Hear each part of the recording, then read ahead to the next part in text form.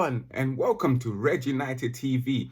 It's your boy, Ivorian Spice, back at it again with another show. Yes, and today it's a new show, a new beginning, new show for the channel, which is the Catch Up, which we will be talking about what's going on in Manchester United for the week, and also looking at the next match, and maybe at the same time looking at the previous match and highlighting the wrongs and the rights, especially from the match, and also looking at the preview for the next match, guys. You're going to be enjoying this show. It's a new show, the Catch Up. We'll be talking about the latest news, reviewing them and seeing exactly what we all think about them, and also discuss a couple of debates that's been going on in the past week. Yes, guys. So welcome, everybody. I hope you enjoy the new show, which is called the Catch Up. Of course, as you can see, Volume 1. This is the first of many. And then what I would like to talk about today, guys, let's start off with Ole Gunnar Solskjaer with his latest press conference, where he was talking about Mason Greenwood, how he feels that Mason Greenwood has filled the Romelu Lukaku void at Manchester United. Well, Ole was in his press conference, he was talking about how he feels that Mason Greenwood himself has filled the void of Romelu Lukaku. And a couple of things I like to highlight when he was talking about what he was talking about in the press conference, which reads, "We always believed that Anthony Martial and Marcus Rashford were going to score goals. Mason has filled a big void and he has chipped in with goals. I'm not worried about the goals from the centre forwards. Mason has 8 now. Marcus and Anthony has quite a few. Romelu is a good striker and he will always score goals, but it was time for him to move on. We didn't find the right one, in brackets, replacement outside of our club. We had Mason." Well. What I like to say to that, just to add to that, yes, he feels that Mason Greenwood has filled the void, whereas I don't, because do you know what? If, let's say, for example, Romelu Lukaku was still here, I believe Romelu Lukaku will be playing more games than Mason Greenwood has played so far this season, guys, which is true. He'll be more involved, especially the part where Martial was injured. He opted to put Rashford up front. And that's where I felt like he was contradicting himself and lying to us. Ollie, sometimes you think we're fools. We are not fools. I'm a grown man. I've seen it all. I've seen all sorts of types of lies. I've seen people try to lie. Even I tried to throw a few lies myself in the past. But no one's stupid, Ollie. For example, if you feel like Mason Greenwood actually filled the void of Romelu Lukaku, that moment when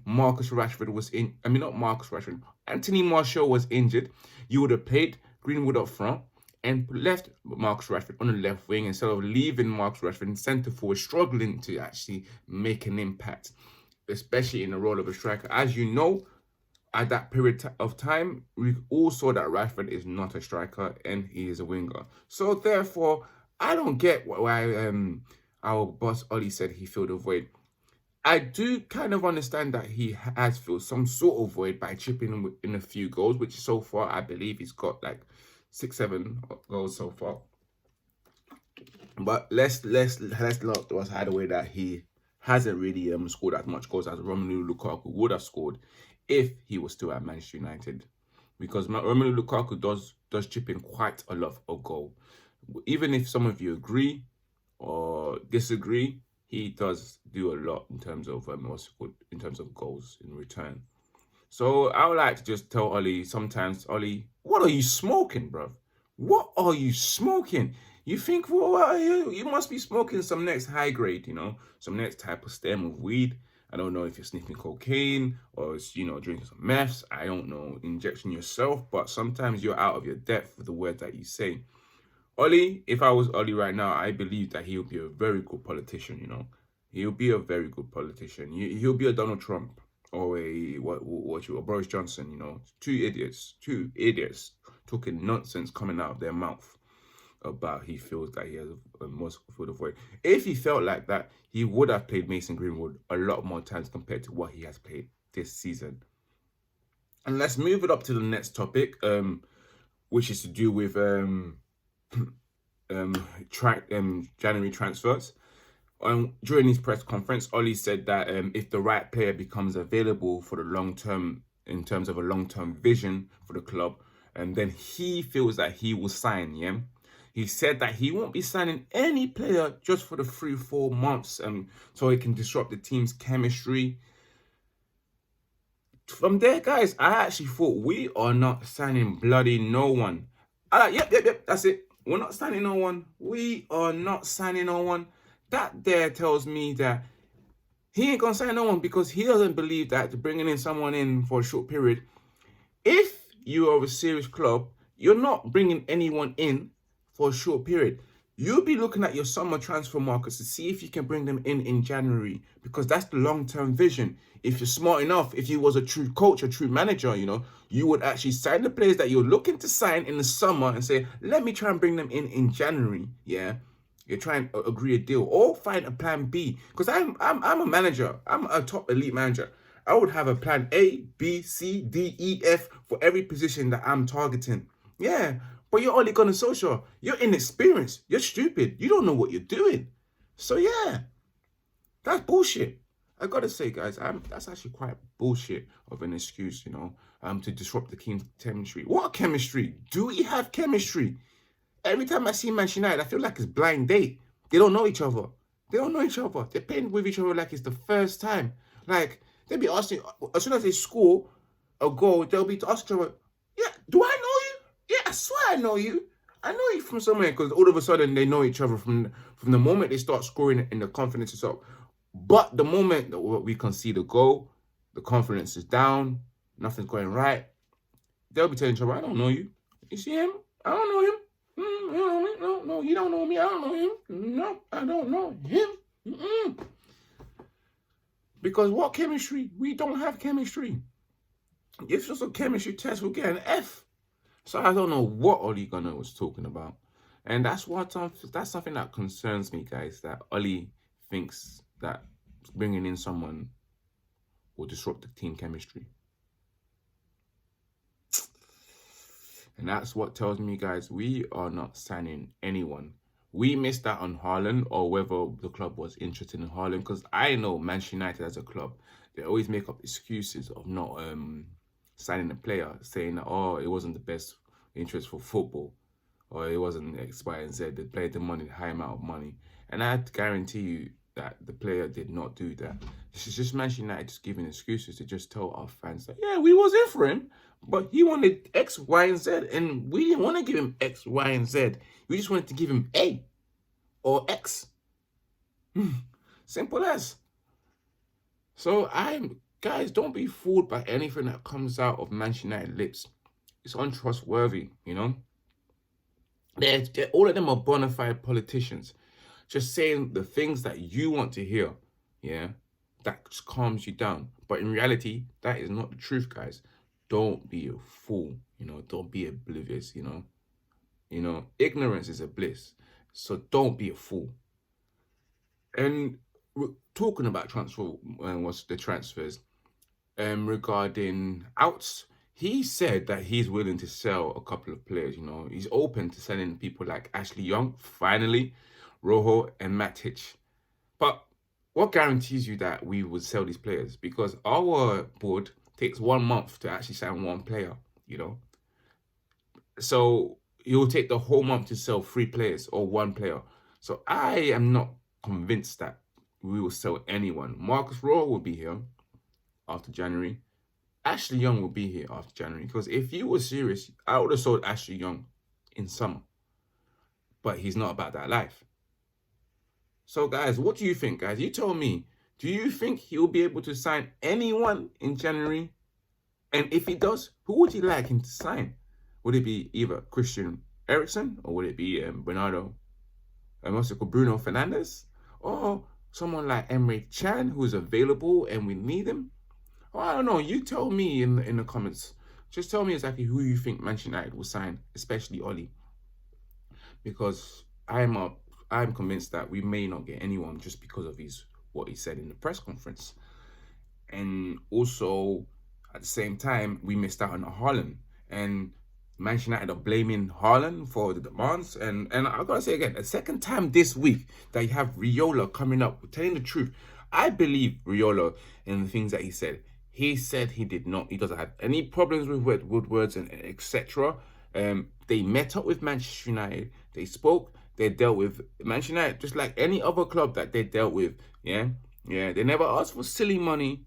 Just like the player himself, his desire, his personal hunger wasn't at Manchester United. And I can't blame any players because Manchester United are not attractive anymore. You know, we used to be that team, when that girl, the buffest girl in secondary school, if you're from England, the most prettiest girl in high school, and then when you grow older, let's say for example you turn in your 20s, you've left school, or 25, and you're in your 30s, and you see that girl that everyone had the hots for, and you see that she's run down. She's had 3 kids. She's put on weight. She's not the hottest girl anymore. You're like, what happened to you? In high school, you was the woman, homie. Damn. That's us. That's us. We're run down. We're fat. We had 3 kids. We're smoking fags every day. Each time we laugh, we're coughing. Yes. We're that woman right there that's all of a sudden lost everything, turned into dead food, as people will say. Dead food. We're dead food. We're not attractive anymore. We're expired food, The best before they gone long time ago, guys. And we have to wake up. We cannot sign top players anymore. We're not attractive, We don't smell nice anymore, You see Man City, Chelsea and Liverpool, they're there right now. They're that attractive woman that smells nice, that can cook, that's intelligent, that's got passion and is driven and wants to go places. And we are just that woman that just sucks the money out of you and etc. Then no longer cares about how she looks in terms of her hair, her nails, even her breath stinks all the time, She even smells. She does no longer bathe because all of a sudden, because she still thinks she's the shit.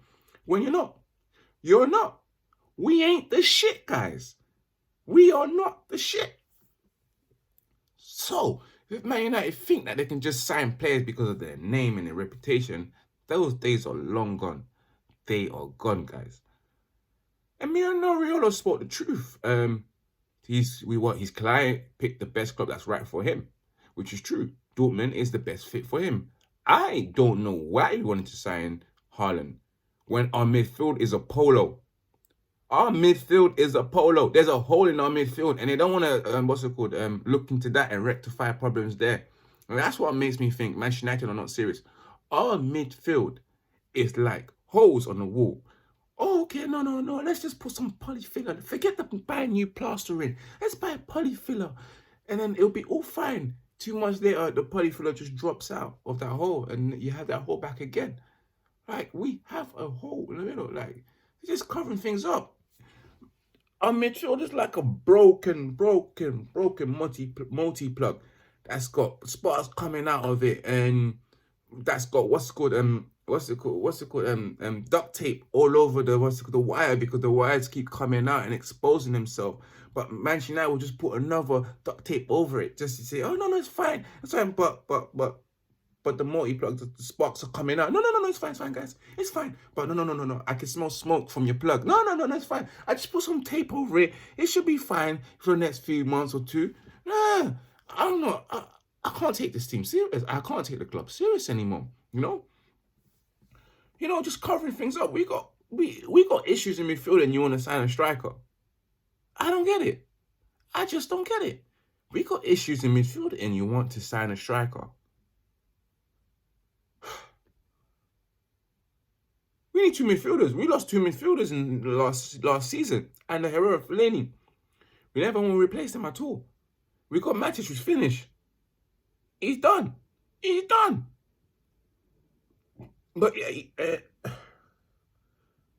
that's why I say to myself, guys, do you honestly think Manchester United are going to sign anyone that's relevant? Because Haaland's gone. I believe like it was Haaland or nothing, I believe, because we take 1 month to sign a player. That's who we targeted throughout that whole entire time. And because we lost out on him now, they don't know what to do.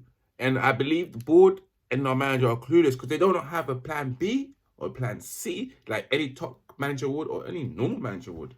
Like, if I don't get Haaland, I was targeting someone else. For example, if I don't get Haaland, I was looking at someone like, for example, Hakim and what's called and what Ziyech from Ajax, you know, Plan B.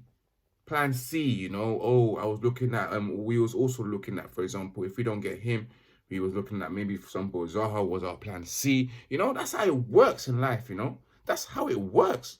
Plan A, B, C, D, E, F, G. You're a professional football club. You should have up to F, you know, of quality players. If I don't get this next person, that's the next person, that's the next person, that's the next person, that's the next person. No, oh, he's not coming anymore. I don't know what to do, man. What should we do? What should we do? I don't know. I thought you knew what I was gonna do. I don't know. I thought you knew what I was gonna do. Okay, we're just not gonna sign anyone. Yeah, we're just gonna tell the people. No, the guy that wanted X amount of money. He was asking for a Ferrari. He was asking us for him to pay for his wedding, and then all the fans are gonna believe because they're all fickle. We're all fickle. We'll believe what we say, and we're gonna tell Sky Sports News to just bring that up and tell people like Gary Neville to put it on an agenda, and also telling them it was Pogba's fault. It was Pogba's fault that Haaland didn't come. He told Haaland not to come. That's Manchester United for you. Jokers. Full of big-time jokers, guys. And guys, let's move it up because let's reflect on Mino Raiola's comments. Mino Raiola told the truth, especially about the comments that he said about Manchester United and Pogba. How I truly do believe that Pogba do want to stay at Manchester United, but we need to be competitive. He needs top quality players around him. And it's the truth. Manchester United don't provide that. At the end of the day, football's a career, you know. You want to go and retire and tell your kids that I was this, that, and that, and this. So for Paul Pogba, I can't tell these kids that I was an ex-professional football player playing for the biggest club in the world, because they're going to be asking, Daddy, where's your trophies? Where's your medals, Daddy? I don't see it. So you was playing for this top club. You was not no professional player. You don't have no medals. You probably got that World Cup medal from someone else. You didn't play football. So, Daddy, where was your Premier League titles? You told me you played for the biggest club in the world. You win trophies. Yeah? I don't believe you, Daddy. You're a liar. Daddy, you're a liar. See, that's what happens. Because Pogba will have nothing to show after finishing his career at Manchester United. And guys, football is a short career, you know. Being a professional footballer is a short career. It's not like my normal job where I can work all the way till I'm 60, you know. It's a career where it lasts up to, what, 35? Even if you're lucky, if you're a goalkeeper, 40 years old or 41 or 42. After that, it's whatever you've done with your money, you need to start thinking of what is next. So, yeah. And at the end of the day, you want to show your trophy cabinets and say, I was a professional football player that was playing at a top club. I won all the trophies in the world. Here's my Champions League winner medal. Here's my Premier League winner medal. Here's my World Cup winner medal. Where's my Club World Cup winners medals? Here's my FA Cup winner medals, you know. Here's the picture of me and the team winning the trophies, you know. Pogba right now has 3 trophies for Manchester United. Actually, I think 2 or 3 trophies winning medals for Manchester United. That looked like he could have bought it off of eBay, you know. These kids will never believe him. And Mino Raiola's right. You know, Manchester United are not run like a proper club. They are not run like a proper club, you know. They're run like a business. It's all about the commercial side of everything. It's not about who we're going to sign, you know. In January, you know, we're going to start talking to players that we want to sign in the summer and try and announce the deal before the season ends, you know. That's a football club, you know. Like Liverpool, for example, they just signed that guy from Salzburg that Haaland just came from in near the end of December. Being proactive, you know. That's planning for the future. Manchester United have said we're all about the long-term vision. If you're all about the long-term vision, start doing things now, because that's you doing things for the long term. Being proactive, guys. Being proactive, you know? You know? All you just doing is sitting back, licking lollipop and drinking your coffee, and then all of a sudden when Haaland says he doesn't want to come, you just spill all your coffee out. What are we going to do, guys? And that's what annoys me the most, guys. That really grinds my gears, guys. That really grinds my gears. Oh, guys. So let's move it up, because today we are playing Arsenal today. Our usual suspect. And also, guys, let me just say to you guys before I forgot to say, Happy New Year! Happy New Year! May this 2020 bring you some happiness and joy for Manchester United fans as well. Also some most good health, prosperity, and also plenty of blessing, guys. Yeah. But let's move it up to the match preview of Arsenal versus Manchester United. Hey, our usual suspects, the team that we always play in Thrash. I'm feeling pretty confident with the team today, especially going to Arsenal at the Emirates Stadium, where it's the Messi Lingard Stadium, you know, Emirates Lingard, you know, Air Lingard. Get me? But I don't expect him to do anything today. If he did, then we won't be surprised because it's his stadium, isn't it? You know, it's the Jesse Lingard Stadium. Jesse Lingarettes, you know, Emirates. But yeah, I can see us probably maybe winning the match, you know. At the same time, I can't just think that we're going to win. Not everything's guaranteed when it comes to Manchester United because, I don't know, you know, it is what it has been this season. So I can see Manchester United probably doing something against Arsenal because we don't lose against Arsenal. We tend to thrash them because they're our boy. At the end of the day, Arsenal be our boy, huh?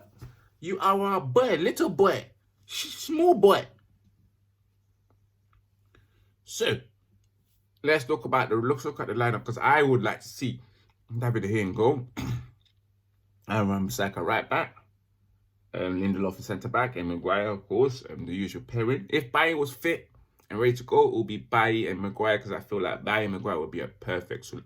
The old Vidic and Ferdinand, you know, because Ferdinand is Maguire, which is the white Ferdinand, and Vidic, who is Bailly, is the black Vidic.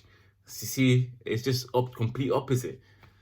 But yeah, and then I would like to see. Do you know what? I'll be very honest with you.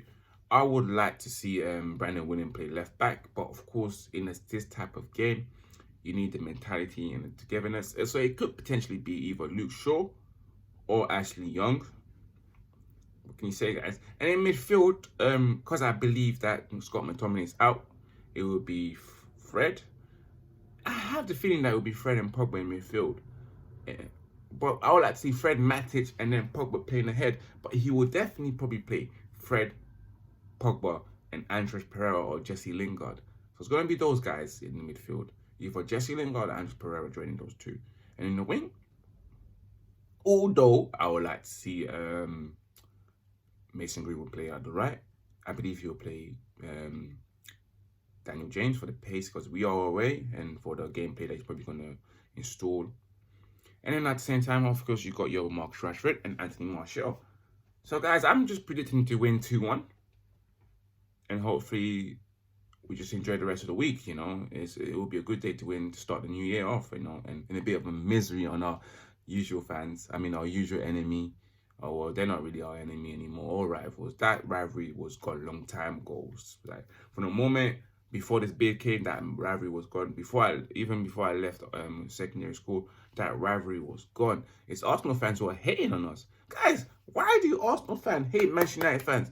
You haven't been any of our competitors for the last 10, 15 years. You was out the game and all was still a rival. We are not a rival to you. You haven't been a rival to us. When you say stuff like that, I turn around and say, what? We're beefing you. Alright, it's not beefing. Me and you're not beef. We're not beefing. Who told you we're beefing? You're going around telling everyone, yeah, nah, I hate Manchester United. Now, when I seen them, it's on. We've been beefing for 10 years. Yo, we haven't been beefing for 10 years. We started beefing a long time ago. I gave you peace a long time ago. In fact, I forgot. We forgot. We've had other competitors, such as Chelsea in those years, and also Man City. So you're going to forget about Arsenal who haven't won the league since God knows when. 10, 15, 20 years ago. You know, before this bid came in, before Hez grew on my balls. You know? So, yeah. So, I predict the Manchester United win at the Emirates Stadium. And, guys, thank you, guys. And I really did enjoy the show. We will go back with next week with new topics, guys. New topics. Plenty of more shows for this year, 2020. You're probably going to be seeing me 3 times a week. Match reviews. Match previews, maybe, but definitely the catch up every week. Every Wednesday or Thursday, depending on my work schedule, because I am a busy guy. And guys, like I said before, I work for myself, you know. and I also work for someone else. So, guys, you have to understand that, it's either going to be Wednesday or Thursday, but do keep yourself posted up for the catch up. It's the Catch Up Volume 1, guys. It's just peace and love to you guys. Happy New Year, and may 2020 bring you everything that you wished for and asked for, guys. Peace out. It's your boy, Ivorian Spice. You done know.